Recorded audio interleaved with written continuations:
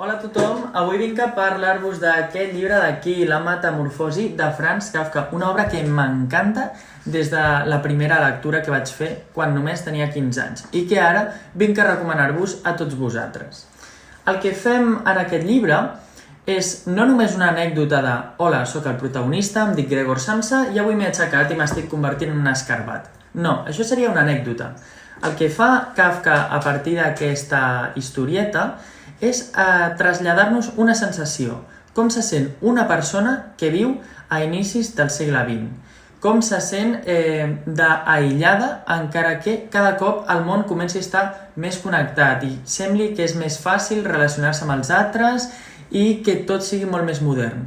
O sigui, és una metàfora de com ens sentim les persones en el segle XX, i dic que ens sentim perquè crec que és un sentiment que al segle XXI s'ha traslladat.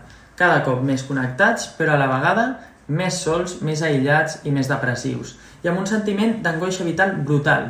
Per què? Perquè no és una transformació en una cosa maca, no és una transformació d'un cuc en una papallona, sinó d'una persona a un escarbat fastigós. I doncs, en el procés de descomposició de la persona i formació de l'escarbat, trobem una metàfora de com cada cop anem perdent tot el que és humà, com la societat del segle XX ens ha anat deshumanitzant fins a arribar avui dia. I bé, vosaltres el recomaneu?